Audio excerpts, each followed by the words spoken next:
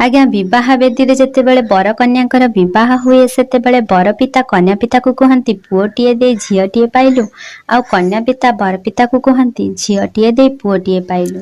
आपण माने केबे भाबिचंती एक कथा कौन सत? सतरे कौन ससुर घरे ज्वाई पुओटीए होई पारे ना सासु घरे गोटे बहु केबे झीटीए होई पारे। ससुर घरे ज्वाई को जेते सम्मान आ प्रायोरिटी मिले सासु घरे कौन बहु को सेते सम्मान आ प्रायोरिटी मिले कि? आउ सासु घरे बहुटीए जेतिकी दायित्व कर्तव्य तुलाई थाए ससुर घरे कौन ज्वाई सेतिकी दायित्व कर्तव्य तुलाई थाए कि?